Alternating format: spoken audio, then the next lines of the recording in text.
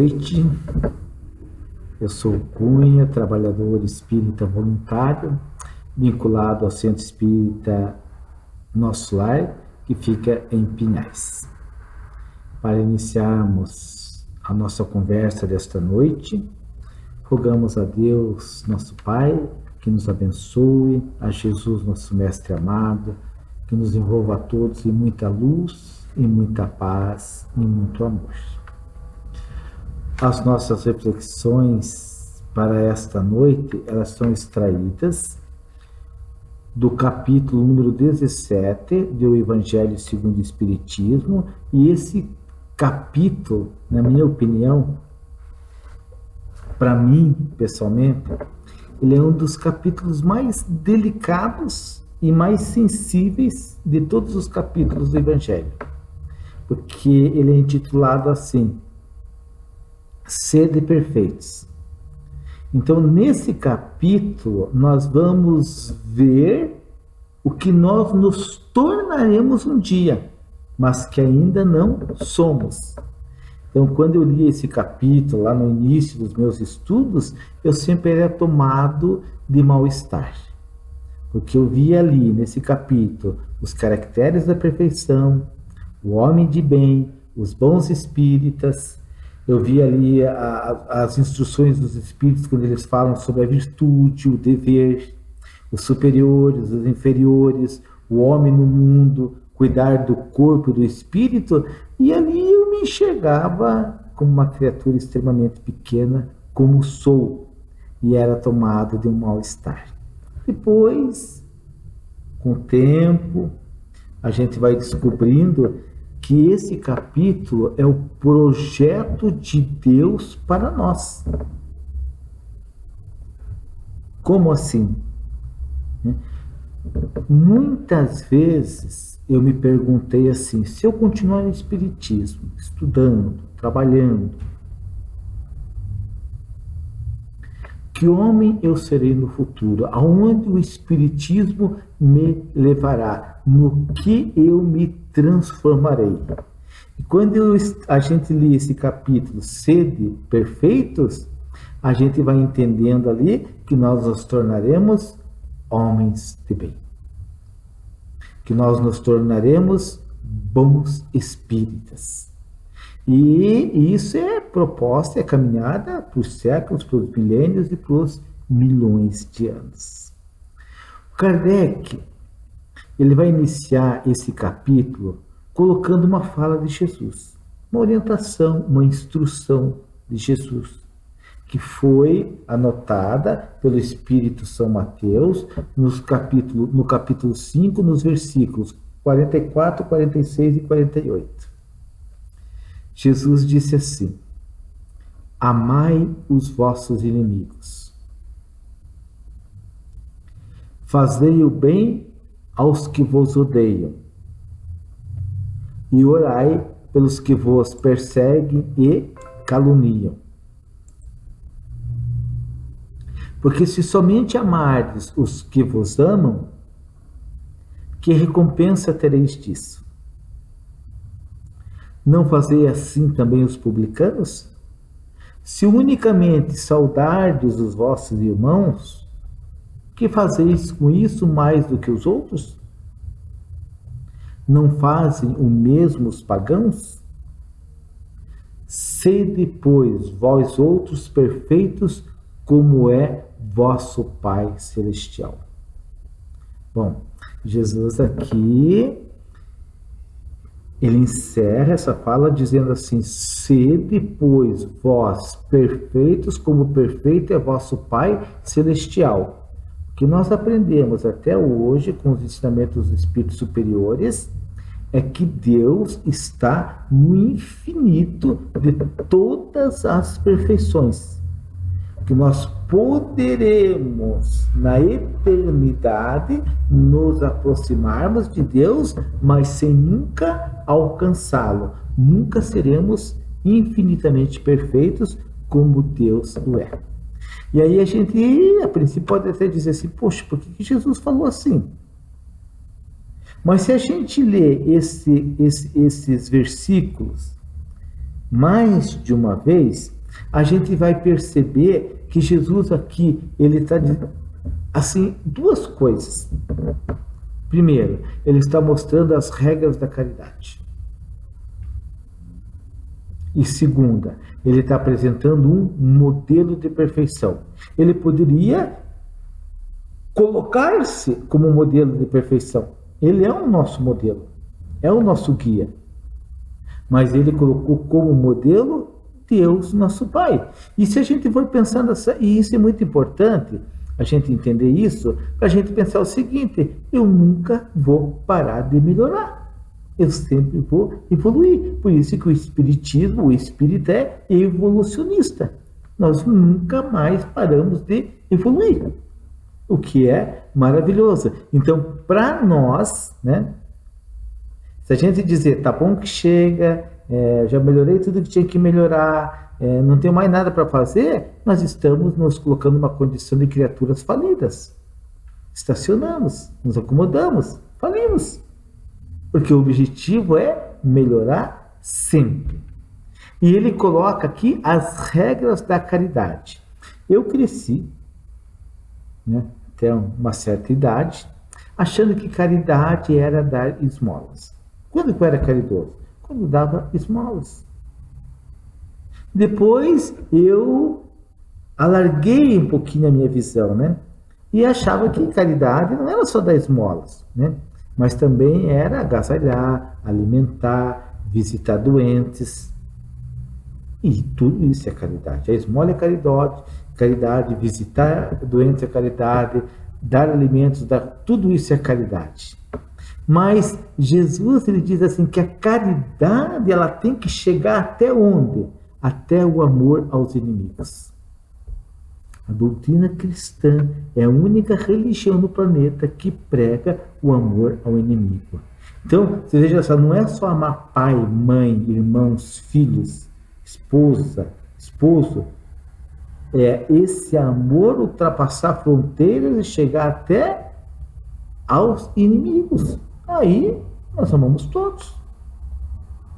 É fazer o bem aos que precisam, aos que convivem conosco, mas também fazer o bem aos que nos odeiam. E eu achava assim, né, que por que alguém iria me odiar, né? Por que alguém iria nos odiar? Mas hoje, mais velhinho, eu já compreendo que há pessoas que antipatizam fortemente com a nossa maneira de ser. Pessoas que não nos suportam, que não nos querem bem. E Jesus diz que para essas pessoas nós devemos retribuir todo o mal que elas nos fizer com bem. Imagina, né? A gente chegar nessa condição de retribuir sempre com o bem aqueles que nos fazem o mal. E ele diz assim, que é para orar pelas pessoas que nos perseguem e caluniam. É duro ser mal falado, é duro ser, né, ser vítima de uma maledicência, de uma intriga. É uma situação de desequilíbrio que afeta a nossa mente, nosso emocional, nossos sentimentos. E Jesus nos orienta que devemos buscar nossa harmonia, o nosso equilíbrio através da prece, orar. Porque se só amarmos os que nos amam, que recompensa nós teremos? Tá?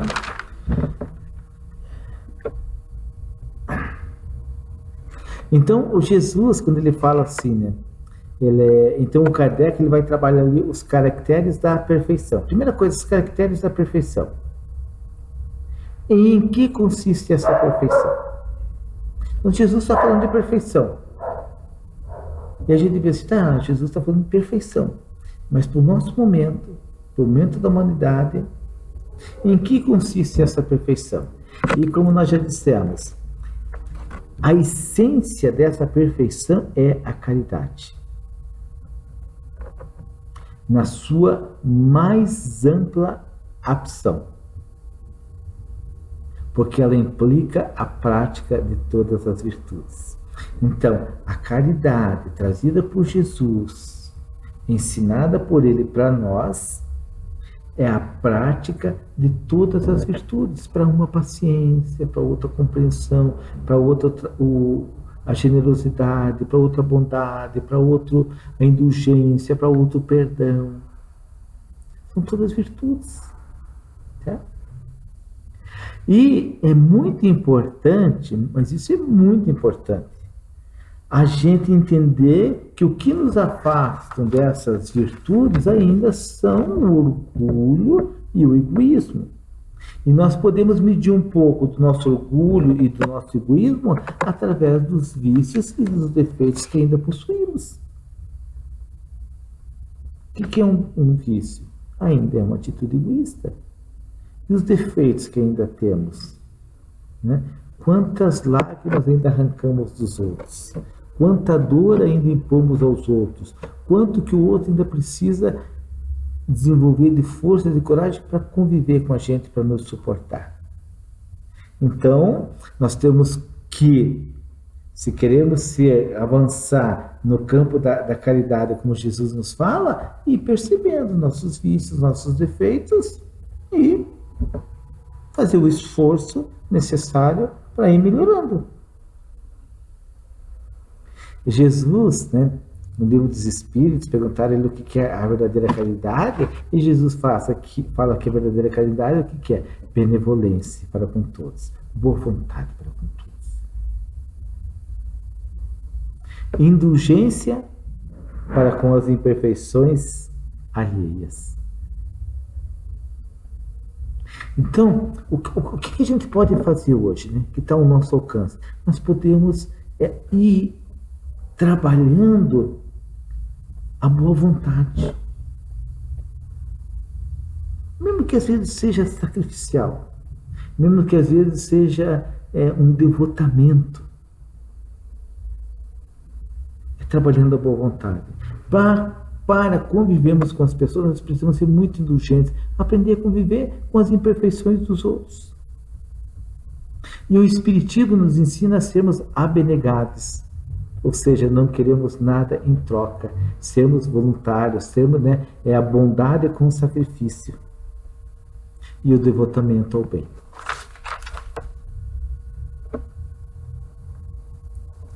Aí, aqui um resuminho, né? São algumas reflexões, tá? Aí, nesse capítulo, vem aqui uma definição do que é o homem de bem. Kardec faz aqui uma verdadeira dissertação do que é o homem de bem. Eu vou ler só um pedacinho só. Ele diz assim, que o verdadeiro homem de bem é o que cumpre a lei de justiça, de amor e caridade na sua maior pureza. Imaginem só, pessoal. O homem de bem é o que cumpre a lei de justiça, de amor e de caridade na sua maior pureza. Não é cumpre a lei de justiça, é a lei de justiça, amor e caridade. É como se, digamos, um exemplo, né? Que eu surpreendo um ladrão no meu quintal da minha casa. O que manda a justiça? Chama a polícia e manda prendê-lo. O que manda o amor? Tentar compreender por que ele está ali. Mas o que levou esse homem a estar aqui? Qual a sua dificuldade? Qual o seu problema? E aí, ia lidar com a caridade. Qual o bem que eu posso fazer para essa criatura? O melhor por ele é ele preso. Então, nós não temos sabedoria. Eu não tenho sabedoria para analisar nenhuma situação na minha vida à luz da justiça, amor e caridade. A gente tem a tendência a ser justiceiro. A gente, às vezes, tem dificuldade com a prática do amor e, às vezes, muitas vezes, nos recusamos à caridade, a fazer o bem a essas pessoas que, às vezes, nos trazem algum infortúnio na vida, né? E ele fala mais, ó. Deposita fé em Deus, tem fé no futuro, encontra satisfação nos benefícios que espalha. O homem de bem é bom, é humano, tem boa vontade para com todos, não distingue raças, crenças, respeita as convicções dos outros. Em todas as situações sempre toma a caridade como guia. Não alimenta ódio, não alimenta rancor, não alimenta desejo de vingança. Tem muita paciência com as imperfeições dos outros. Estuda suas próprias imperfeições. Usa, mas não abusa dos bens. Se tem alguma autoridade, trata bem as pessoas, com respeito, como humanas. Aquele que é subordinado compreende os seus deveres. Respeita todos os direitos do seu semelhante. E o nosso amado Kardec diz assim: não ficam enumeradas aqui todas as qualidades que distinguem o homem do bem, mas aquele que se esforce por possuir as que acabamos de mencionar, no caminho se acha para a todas as outras. Então, ser um homem de bem é o grande desafio, é a nossa grande procura, é o nosso grande desejo, é a meta a ser alcançada. Para a gente se tornar esse homem de bem, a gente precisa desenvolver discernimento, a gente precisa desenvolver muitas reflexões e desenvolver uma coisa assim, que eu acho assim, extremamente importante: uma maturidade moral.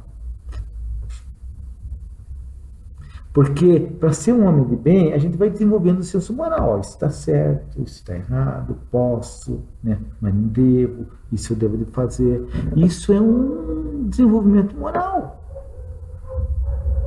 E se a gente continua, persiste, busca, nós vamos um dia termos essa maturidade moral. E aí nós seremos, por onde passarmos,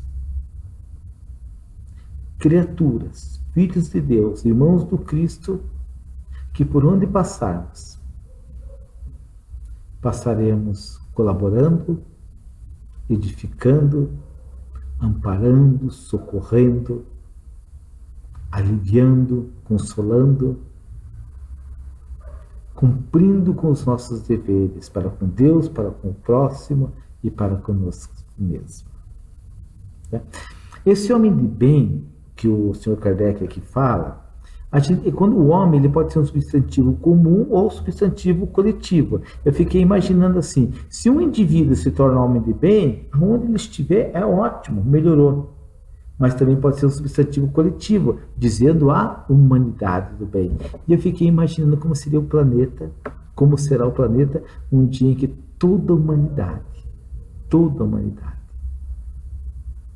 sem exceção, toda ela, for do bem. Que planeta maravilhoso, né? Que humanidade maravilhosa. Isso vai acontecer. Isso vai se dar algum dia. Tá? Então, esse tema que o homem do bem o homem do bem independe da religião, independe das suas crenças, convicções, independe de tudo. O indivíduo pode ser de qualquer religião e perseguir essa condição de homem de bem. Esse texto pode estar em qualquer religião, porque ele só descreve ali o que é uma pessoa de bem. Mas aí o Allan Kardec ele vai deixar um recadinho para nós aqui, que ele chama assim, os bons espíritos. Está nesse mesmo capítulo. Caracteres da perfeição, o homem de bem, os bons espíritos. Aí ele está falando conosco, diretamente conosco. E ele diz assim, ó, bem compreendido, mas sobretudo bem sentido. O espiritismo leva aos resultados acima expostos. Bem compreendido, mas sobretudo bem sentido. Então, a proposta é estudarmos sempre, mas sempre tentando sentir os ensinamentos. Sempre tentando trazer isso para a nossa vida, para a nossa realidade, para o nosso momento de sentir. Se a gente consegue fazer isso, nós vamos caminhando para conquistarmos tudo que foi exposto até agora. E ele fala assim, ó, o Espiritismo não institui uma nova moral. O Espiritismo vem trazer uma nova moral? Não. Mas ele facilita ao homem a inteligência e a prática do Cristo. Então o Espiritismo aqui não veio trazer uma moral nova. Ele veio nos apresentar novamente a moral do Cristo. Mas ele é uma coisa fantástica, que como o Espiritismo nos ajuda a desenvolver a inteligência para compreendermos essa moral que o Cristo nos trouxe. E ele vai falar aqui, mas assim, em que condições nós nos encontramos, né? Se não temos ainda um bom desenvolvimento moral, não alcançamos uma maturidade moral elevada, mas já temos o desejo, já temos a vontade, então nós precisamos ter humildade. E a humildade é que ainda nós somos espíritas imperfeitos, não tem problema. Eu sou um espírito imperfeito, bem imperfeito, muito imperfeito. Então o Espiritismo hoje, ele é o remédio que vem para os doentinhos. Então, normal, nós estamos no Espiritismo e dizer, olha, eu ainda não sou muito bem, tenho muita dificuldade. Tudo bem, né?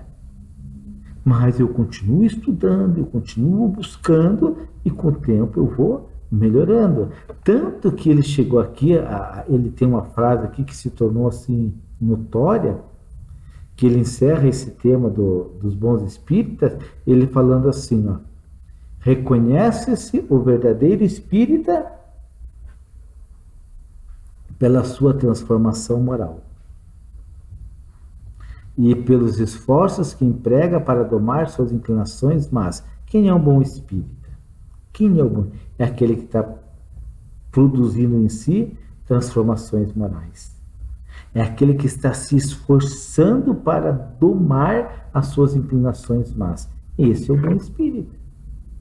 Não é aquele que é perfeitinho, saudável, é aquele doentinho mesmo, aquele doentinho, machucadinho, arrebentadinho, mas que está se esforçando para mudar, para se transformar, para domar as suas más inclinações. Aí, os espíritos, eles vão trazer duas mensagens aqui, sobre o dever e sobre a virtude. Nessa mensagem de dever, eles vão deixar bem claro que nós temos 3 deveres. Os deveres para com Deus, os deveres para com o nosso próximo e os deveres para conosco mesmo. À medida que nós vamos aí refletindo e pensando sobre esses deveres, nós vamos desenvolvendo um senso moral mais elevado. Quais são os deveres que eu tenho para com Deus? Quais são os deveres que eu tenho para com o meu próximo, aquele que convive comigo dia a dia? Seja no lar, seja no local de trabalho, local de estudo, seja no templo espírita. Então, onde começa, onde termina? O dever começa, o principia, se inicia exatamente no ponto em que ameaçamos a felicidade ou a tranquilidade do nosso próximo. Esse é um cuidado que nós temos que ter. É como se eu colocasse ao final de toda a frase, que bem isso vai fazer, que mal isso vai fazer. Tudo aquilo que eu penso, tudo aquilo que eu desejo, que eu quero fazer, mas que bem isso vai fazer. Que mal isso vai fazer? Eu estou ameaçando a felicidade daqueles que convivem comigo? Eu estou prejudicando? Ou estou colaborando? Né? Então, existe um limite, né, pessoal? Existe um limite. Às vezes eu vou fazer algo que é muito bom para mim, mas não é bom para quem convive comigo. Por exemplo, né, o endividamento. Às vezes eu vou ter o carro que eu queria dos meus sonhos, mas o endividamento vai trazer muitos sacrifícios para minha família. Né? Um exemplo simples, né? Pitoresco aí, né? E o outro é a virtude. E a gente pensa assim, o que é virtude? E o senhor Kardec, ele começa dizendo assim: a virtude do mais alto grau é o conjunto de todas as qualidades essenciais que constituem um homem de bem. O que é virtude? É um conjunto de qualidades que constituem um homem de bem. Eu posso perseguir uma virtude, eleger uma como prioritária na minha vida, mas não dá para conquistar essa virtude sem praticar as outras virtudes. Por exemplo, eu quero ser um homem trabalhador, quero ter a virtude do trabalho, mas para ter a virtude do trabalho eu tenho que ter a virtude da disciplina, a virtude da paciência, do aprendizado, da convivência em grupo, do trabalho em equipe, da humildade para aprender com os outros, da boa vontade para compartilhar o que eu vou aprendendo. Então, quando nós queremos ser virtuosos, nós entramos num conjunto de qualidades. É como se eu acordasse de manhã comprometido em dar ao meu dia a maior qualidade possível, através dos meus pensamentos, através da minha fala, através dos meus atos. Não é fácil, mas é possível. É possível. Tá?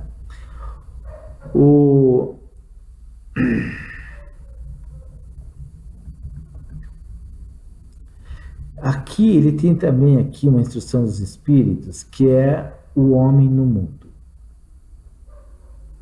E esse espírito aqui, ele que é um espírito protetor, ele diz assim, ó: um sentimento de piedade deve sempre animar o coração dos homens que se reúnem sob a vista do Senhor e imploram a assistência dos bons espíritos. Nós temos que ser piedosos. Purificai, pois, os vossos corações. Não concitais que nele demore qualquer pensamento mundano ou fútil.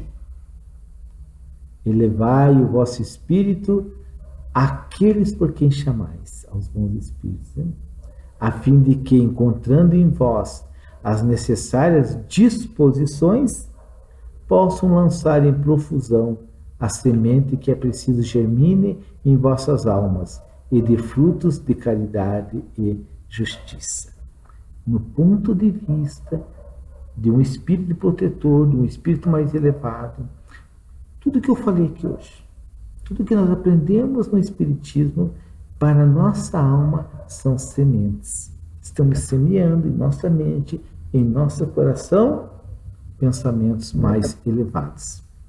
Isso vai produzir, ao longo do tempo, fruto da caridade e da justiça, do amor a Deus, do amor ao próximo. Porque são boas sementes que estão vindo. O que nós queremos é sermos muito agradecidos a Deus, muito, pela abundância de ensinamentos que o Espiritismo nos traz, pela qualidade dos seus divulgadores que à nossa frente nos conduzem, pela pureza doutrinária que a doutrina espírita nos traz, impecável. Nossa gratidão pelo templo espírita que nos acolhe, nos coloca em grupos de estudo e nos dá as oportunidades de serviço. Por toda a vivência e por toda a experiência. Porque o nosso futuro é sermos homens de bem, bons espíritas. São algumas reflexões minhas que, através dessas leituras, compartilho com vocês. Sempre com aquele desejo que juntos, caminhando juntos, possamos dar muita força um ao outro e nos aproximarmos cada vez mais do Cristo amado e de Deus nosso Pai. Agradecemos ao nosso Pai amado por esses momentos de reflexão, por essas palavras tão encorajadoras que o Evangelho nos traz. rogando a Ele que nos envolva em muita luz, e muita paz e muito amor. Uma ótima semana a todos e até uma próxima oportunidade. Que Deus nos abençoe.